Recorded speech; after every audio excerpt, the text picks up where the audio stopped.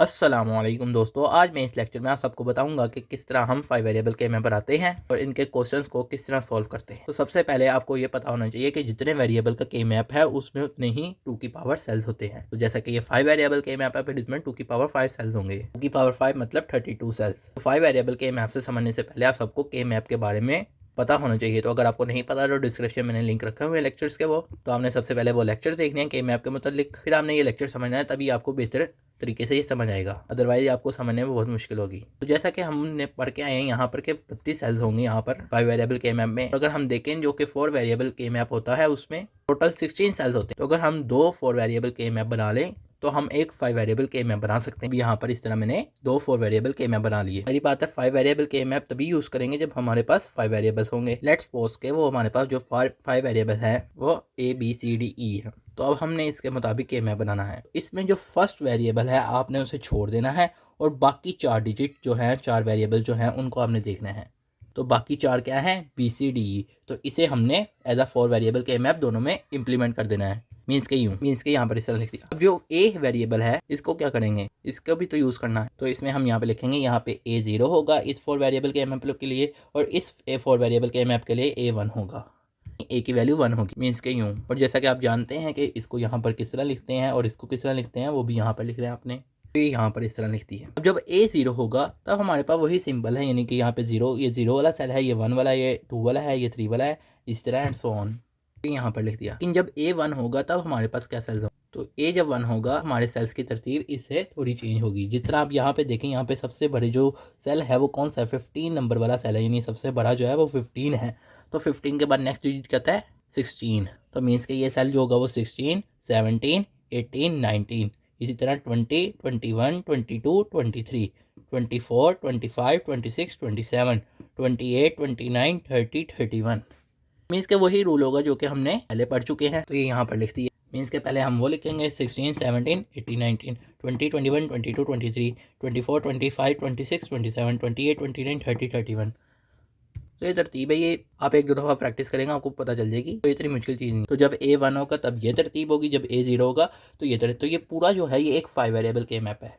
तो इस तरह हम 5 वेरिएबल के मैप बनाते हैं। तो आपको ये क्वेश्चन नहीं आता कि 5 वेरिएबल के मैप बनाओ, आपको आता है कि आपको नंबर दे देते हैं, सम ऑफ मिन टर्म्स दे देते हैं। आपको कहा जाता है कि इसकी सिंप्लीफाइड बुलियन एक्सप्रेशन निकाल के देखो। तो क्वेश्चन नहीं आता, लेकिन उससे पहले आप सबको ये समझना ज़रूरी था।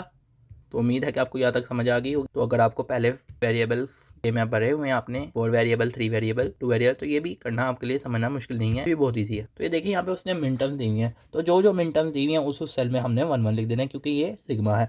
तो ये देखें 0 है तो 0 वाले सेल में 1 लिख देंगे, 1 है तो 1 वाले सेल में 1 लिख देंगे, 2 वाले सेल में, 3 वाले सेल में एंड सो ऑन। यहाँ पे मैंने लिख दिए जो मिन टर्म्स दी हुई थी उन सेल में मैंने 1 1 लिख दिया, और जो नहीं दी हुई उस जगह हम 0 लिख देंगे। मीन्स के यूँ। फिर आपको पता होना चाहिए कि A जब 0 होता है तो इसका मतलब होता है एक कॉम्प्लीमेंट, क्योंकि हम सम ऑफ मिन टर्म्स करें। इसी तरह जब A 1 होता है तो इसका मतलब होता है कि A ही है। तो ये तो आपको पता होगा। तो हम यहाँ पर लूपिंग करते हैं। अब यहाँ पे देखिए, अगर आप पुराने तरीके से सोचेंगे तो यहाँ पे एक सबसे बड़ा ये बनता है, इसी तरह ये बनता है, इसी तरह ये बनता है, इसी तरह ये बनता है। लेकिन ये तरीका इस वेरिएबल के मैप के लिए रॉन्ग भी हो सकता है। तो वो कैसे हो सकता है आपको आगे जाकर पता चल जाएगा। इसकी वजह जो है वो ये है कि ये पूरा ही एक 5 वेरिएबल के मैप है, ये अलग अलग के मैप नहीं है। तो अगर आप देखें, अगर हम इसको और इसको देखें तो ये एक पूरा लूप बनता है। इसी तरह अगर इसको देखें और इसको देखें ये भी एक लूप बनता है, मीन्स के यूँ। तो ये जो ब्लैक मार्कर से किया है इसका मतलब है ये एक लूप है। इसी तरह ये जो है ये भी एक लूप है।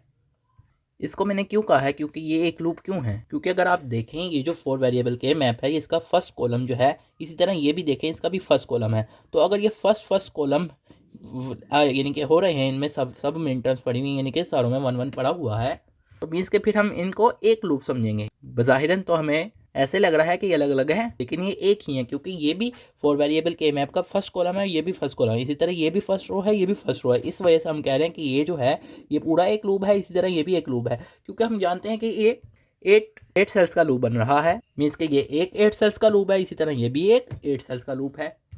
अब आप देखिए यहाँ पर, अब हमने इसकी निकालनी है सिंप्लीफाइड एक्सप्रेशन। तो जैसा कि हम जानते हैं, चाहे हम इसके ऊपर से देख लें चाहे इसके ऊपर से देख लें, कॉमन क्या आ रहा है, डी कॉम्प्लीमेंट ई कॉम्प्लीमेंट। इसके ऊपर भी देख लें डी कॉम्प्लीमेंट, और इस तरह आप देखेंगे तो कुछ भी कॉमन नहीं है, इसके भी इसके भी इसके भी।